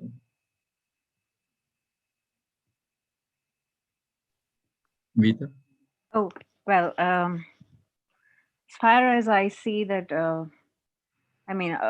I think Lorenzo has already explained about the idea of self-organizing systems, so I'll not go into that.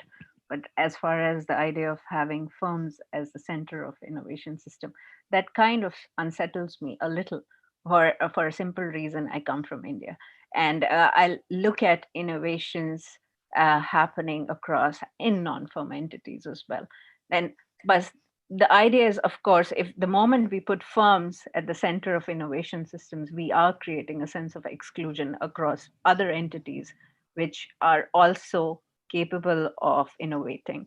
For example, frugal innovations, for example, grassroots innovations, for informal innovations.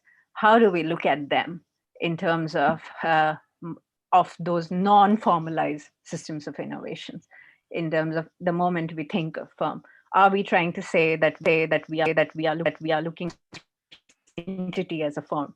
If we are trying to define them as a firm or to be a potential firm altogether, then we are bringing a lot more trouble to this idea of national innovation system. The whole ideological shift would be, I would say, quite dangerous for this approach. Yeah. Okay. So these are good points. Well, perhaps later the other co-hosts could come in and react to that. I want to try to summarize some of the questions that were asked, and they're somewhat linked, but not. So I'll try to be hopefully not misinterpret the intent. There were a few questions that specifically related to the question of the national innovation systems concept and how relevant and how it could be used in the global south. So one, and I believe this was by Vindiami, was just simply that. If you look at a context of very weak institutions, or we might say a weak institutional setting, since the innovation concept depends, at least as it was applied in the developed countries, on the idea of institutions being well articulated and developed during the different degrees. Can the concept be usefully, or how can it be applied to these kind of contexts where institutions are weak? You might say the innovation system is not developed. So that was one. The other was a little bit different, but it was more how the, I think this is Andrew Cummings' question, and he can tell me if I misinterpreted, but it was how has the innovation system concept been changed by the fact that global researchers in the global south have been using it and developing it in their own research and maybe in collaborations with researchers from the global north. So is it, has that changed the way that we understand innovation systems? And another question by Rendami, yeah, which I think also would simply say, how can this concept be used in developing low-income countries in a way that's useful to understand their competitiveness and catch-up processes? So it had to sort of say, is there something about the concept as it was developed, mainly in developed countries, that makes it, I think, less easily applied, or in some cases needs to be transformed in order to be relevant to the conditions in developing countries? So those are one set of questions. Perhaps you could just respond to these kind of points, and then I'll take another couple of questions. Do you have any, remarks on that? I mean, the strongest statement might be that the concept is less useful in settings where institutional frameworks are not well developed. I think I agree. I completely agree with this this statement that the innovation systems, especially these days that we see changes in the way the knowledge flows flow globally. I think there is a focus on the policy side, or the policy dimension of national innovation systems as the strongest, as the one that keeps holding the concept together and as an important concept. But for the countries where there's not much going on in terms of policy coordination and industrial policies, I think the concept is certainly weakening. I can see that happening, for instance, here in Brazil, in the way that industrial policies have been conducted or not conducted in the past decade. In a way that I can see, like some sectors, the shipping industry, it's basically breaking down completely here in Brazil, and also some industries that we had that were very strong, like aviation industry, is also falling behind because of the lack of innovation policies that can support them. So in a way, the national innovation system is pretty much weakened here because the institutions are not able to hold it together. And I guess that's the case in other countries as well. When I worked in Kenya, I felt pretty much the same, that there was this gap in the institutional environment, in the institutional policies that would weaken the national dimension of it. So it will be pretty much in the sectoral dimensions that you have maybe some policies, but the national broad overview, they are weakened. I guess that's my impression of it. Mita, you want to comment on that from your perspective? I'm not sure as to how to articulate this, but if I'm not wrong, Professor Lorenz, you highlighted something about Global South, and then it's how weaker institutions exist over there.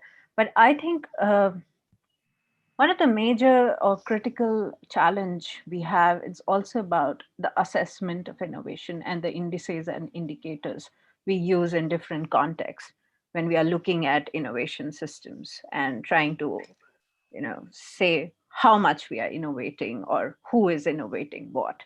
And therein we kind of fail into understanding what are weak and what are strong institutions. Mm-hmm. How do we define that? Because if the whole idea is to see innovation as an output, and we have a matrix to define how much we have produced in terms of innovation, if that assessment of innovation is uniform across the world, we will look at a bit of, or say a range of countries saying that they are poorly performing, and then some countries who are advancing a lot. But then it's important that we need to define these indices and the matrices as to see maybe we are doing good with innovation, but what kind of innovation we are looking at. So I say, from my experience being involved in the present India's 5th Science Technology Innovation Policy process, we were debating a lot on research and innovation. And we realized that forget weak or strong institutions, the very presence and absence of institutions are a critical challenge right now. So that is where we need to think of, what do we mean by innovation in a particular context? How do we want to assess that? And then build up institutions around that. That is what I feel that there are challenges in different countries across. Every country has its own potentials, own weaknesses, own strength. So I think the idea of national innovation systems has to be context specific. So this is my take on this. Yeah. Yeah, I think this would be my take as well. That the concept has value and it can be, but what we aren't looking for is simply to reproduce the innovation systems and the types of innovation processes that we see in the global north and developed countries. That there may need to be a radical transformation in what takes place and how it takes place, particularly from the point of view of solving problems of poverty, sustained economic development, dealing with environmental issues. This needs more than just more of the same. It needs a rethinking of what we want to do with innovation policies and with the way that we will, promote and manage economic development. I think that's true. But I don't think it, in my view, doesn't undermine the value of the concept. It just means it needs to be, as you say, contextualized. But I don't think globalization has undermined the usefulness of the concept at all. I think, if anything, we're seeing that the two, it becomes important to understand a national innovation system in relationship to globalization, but it doesn't mean the national level somehow disappears. But anyway, that's my view. Let me just give a couple more questions, and then maybe the other co-organizers come in on these big questions, because we have people here who have thought and written about these questions in the audience. There was a question about sectors. Is it theoretically logical, reasonable to try to conceptualize a sectoral innovation system independently of the national system? That is, can we define and develop a sectoral system on its own? There was a question about, and this is again from Andrew, but he actually said it was a provocation. said maybe we put too much emphasis on knowledge and we should be thinking about resource flows, particularly in the case of countries that have scarce resources and face lack of resources and problems of, I suppose, hunger and poverty, which can be related to lack of resources. So should there be more emphasis on the network relationships that account for resource flows as much as on knowledge? And then a question I think was already dealt with in the previous session was, what is the relationship between the innovation system concept and the notion of innovative ecosystem? Are they talking about the same thing, or are there substantial differences? And so what are the differences between these two concepts, given that the ecosystem concept has been becoming more used? So I think that covers the main questions. I hope I haven't forgotten anybody. Maybe just pick any one of those three that you would like to respond to. Yeah, Nimita, you can start. And then Bentak, I see he's raising his hand. He could come in on some of these points as well. Yeah. So I'm much more, I sound a little bit excited to talk about how someone mentioned about sectoral and how is it important to look at independently from innovation systems. I won't say a straight no to this, but then, yeah, there are different ideas of systems of innovation. We talk about technological innovation system, we talk about sectoral, we talk about the national, the regional, and somewhere there are scholars who are also conceptualizing the idea of international, global innovation systems. So I'm just trying to highlight that it is, I think all these systems of innovations kind of complement each other, if we don't have to say this. Also, it's also important to understand as a researcher, what is the scale of measurement we have? And in terms of the kind of data and the availability of data. I would definitely say, when putting a very personal example here, when I was doing my PhD, it was so difficult to go down to understand the regional aspects or even to have the data on that end. So the uniformity was more at the national level to get the kind of indices, be it R&D expenditure, be it the budgets, or be it, so it was the convenience of doing research, the kind of matrices or indicators or measurements we have at national level. It is much more convenient and feasible to do research and come out with this.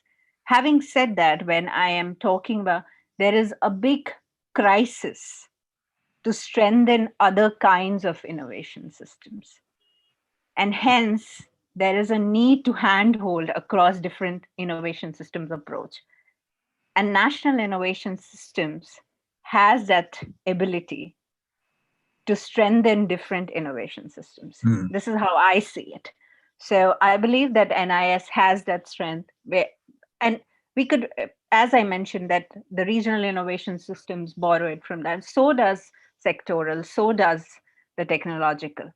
It's what we put at the center of the system is the game changer, right? But then this is how I see it. So I won't say that it's a good idea to keep sectoral as an independent model altogether. They all complement each other. And I think as researchers, we need to value these ideas and theories. Yeah. Okay.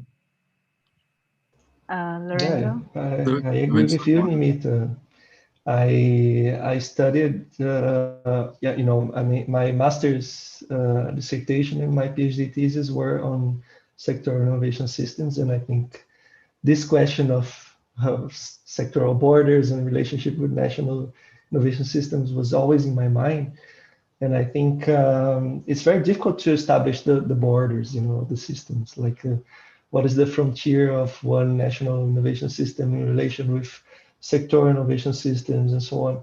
And I think they are complementary systems, and I agree with you that we need to see the focal points and not try to establish the borders, because it's very difficult, if not impossible, to establish very well-defined borders between national systems and sectoral systems and regional systems, because they all interact with each other at some level, and they all they all have subsystems that also interact with each other. So it's a complicated question. I think this definition is something that we don't have to focus too much, or we can just lose a lot of time and not reach any conclusion. About Andrew's question about the networks, I think it really comes to the definition of knowledge, because what are networks? Why do two elements of the systems establish these connections, these networks? They do that because they have something to share, because otherwise they don't have any reason to do that. So of course, networks and resource flows are key to innovation systems, as much as the elements between them, these flows, and as much as the knowledge itself, because the knowledge is a resource in some way. So I'm not sure if we can establish. I'm not sure, because the definition of knowledge and resources, it's very broad. It depends how you define them. Then we can talk about which one is the most important process in an innovation system. So I think it depends on definition. I don't know. What do you think, Professor? Well, Bentok had a hand raised to come in on some of these points, so I will pass the floor to him if he would like to talk a bit. Yeah, thank you. Can you hear me? Yes. Good.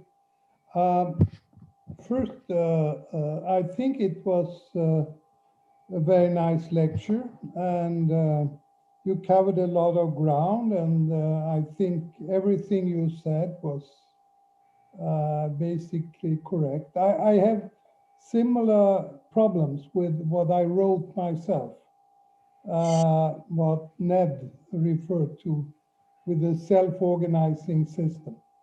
I think if you go too far in that direction, and that moves you towards what I understand as ecosystems, they are very much based on the idea that everything is almost coming out of a natural process.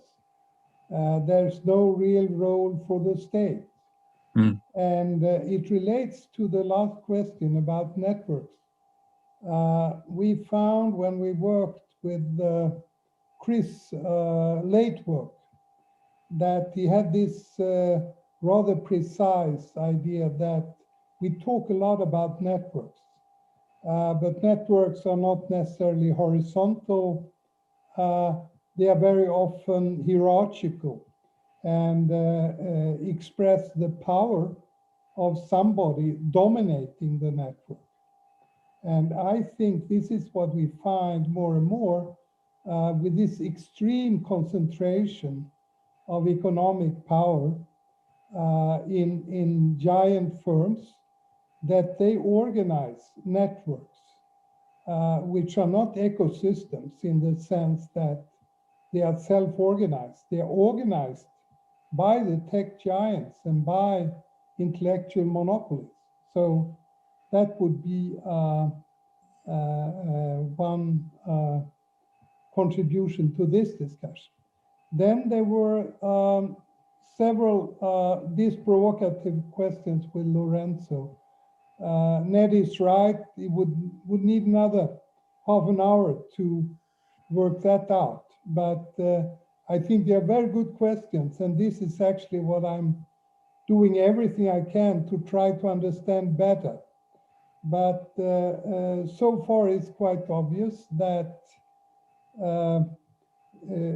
I mean, let me say a few words on it. First, you can say that globalization in terms of global value chain trade of manufactured goods have stagnated since the financial crisis.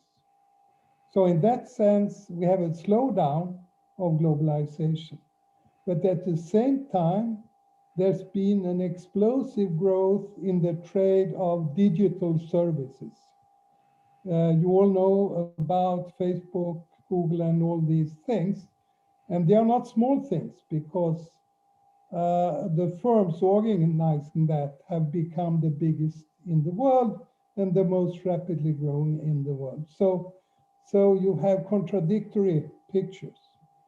One very interesting aspect of those tech giants is that they have located their centers. They are, if you say they are 8 or something in total, or 10, they are located in 4 places in the world. In 4 places, in a small area in Silicon Valley, in Seattle, in Beijing, in China, and in what's it called? I don't remember the Chinese district, but there are four places. So this raises the issue, because these organizations are really dealing in codified knowledge. I mean, they are developing the most fundamental aspect of codified knowledge, which is related to artificial intelligence and digital services. At the same time, they get together very physical proximity. It's just to say the kind of things going on here are quite complex, and there's no simple answer saying that what's taking place now makes, at the same time, of course, the national rivalry between United States and China has risen to extreme degrees, and it raises also issues about the need for some more nationalist strategy for Europe, which is not a nation state, but anyhow. So one more, sorry, ma'am, just one more point. And that is, the question about the concept, national innovation system and less developed countries. I noted interesting points by Nimita, and several people asked interesting questions about that. And I don't know, is Judith Satz still with us? Judith? Yes, I am. Okay. Yes, I am here. Okay. Somebody asked the question, which I think is a very good question. Has the use of the concept innovation system in low or middle income countries led to further development of the question? And I think you are the right person to respond to that, because you have actually made many very interesting contributions to in what direction such development should take place. I promise to do that in some of the further questions, because I think that now our time is over. But this is a so important question that we shall come back to that. Maybe Andrew could just come in. I think, Andrew, were you the one who posed this question? I agree with Judith. I think it's something to discuss on a more in-depth basis. I certainly, I'm from the north, but I've been part of this process with friends from Aalborg in Central America, and I think it would merit more discussion. So we're out of time. Maybe we will be getting to that in the next lectures that come. It's true, we have gotten past our time. Perhaps we could go a little bit farther. KJ, are you in the audience? Do you have any comment on anything you would like to just speak a couple minutes to any of these points? No, I think I would like to just compliment the way in which this, am I audible? Annette? You are. Okay. You are, yes. I have nothing much to add to the serious questions which are raised. In fact, I personally feel that often, as Bendoke says, innovation system, this is the National Innovation System is not a framework, it is not a theory, but it is a focusing device. And the way in which when you are looking at focusing device, what comes out to a great extent also depends upon which side you are looking from, what is the nature and character of the object you are looking at.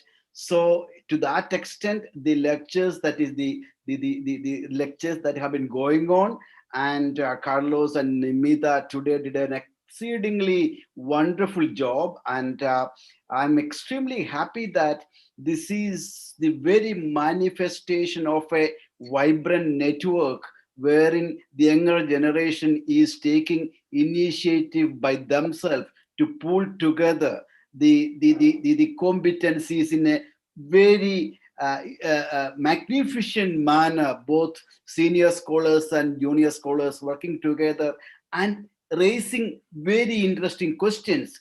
And I think that in our kind of context, raising questions is more important than giving answers. Of course, in answers there will be differences, but questions remain. So I think a vibrant group of young scholars who create environment for raising questions, and they come up with questions, and I'm sure the questions will be answered by themselves or somebody else will answer the question. But I'm extremely happy that the younger generation of, I think, in which our Rajesh's entrepreneurial capability in terms of organizing it, and he have lined up all the youngsters. I congratulate him and all of you. Last meetings I could not come in time, so today I have been sitting through and listening.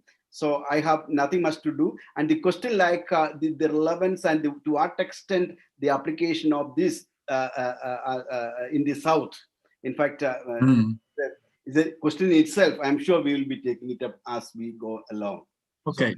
So I'll stop here. Thank you.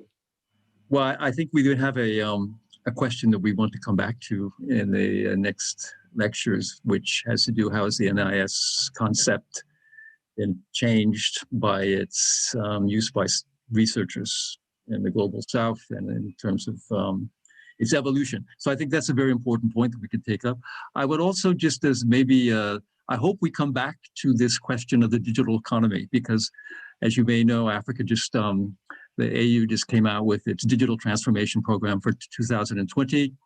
And in some cases, I think what you know, indigenous platforms, digital platforms, mean something very different in those contexts than what we see here with Google and Facebook.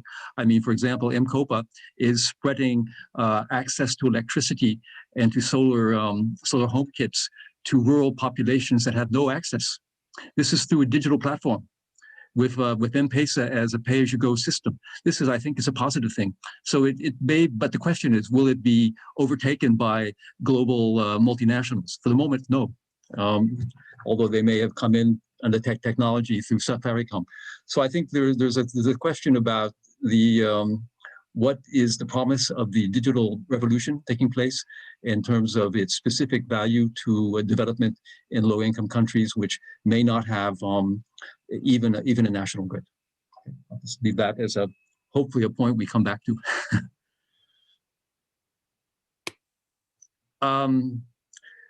Well, I guess we're cutting off. It's a shame. I think we could keep going for another hour. But I want to thank you all for participating, and the lecturers for the excellent job and the stimulating questions. And I see the next lecture will be exactly next Friday at 2 p.m. With the chair will be Razijan from South Africa, and Rebecca Hanlon will be one of, well, I believe, giving the lecture. Yeah, I don't see the whole, but anyway, this will be on the evolutionary core of national systems of innovation. So I hope to see you all then. I will be here. Thank you. Thank you very much all for your attention and your participation. It's really a privilege to have this kind of discussions, the active participation of such great professors.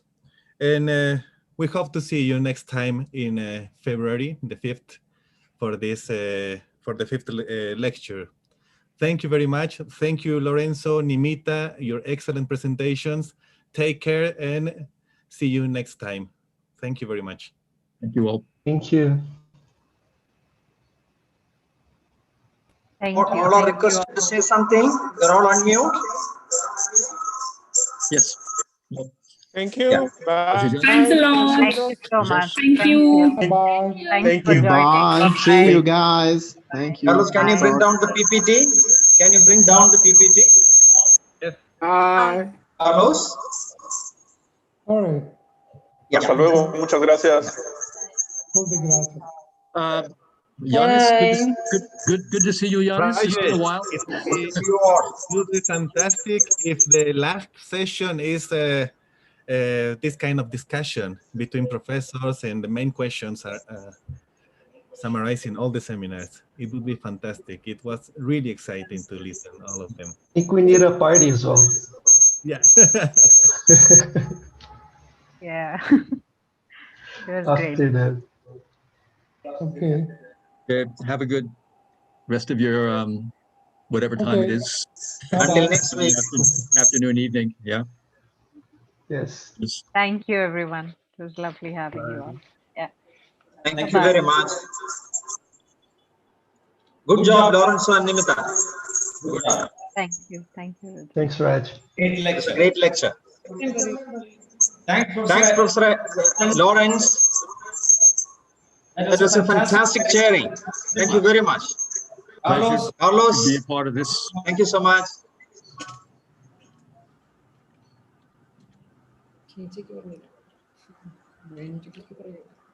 Professor Bentoke, Professor KJ, thank you so much.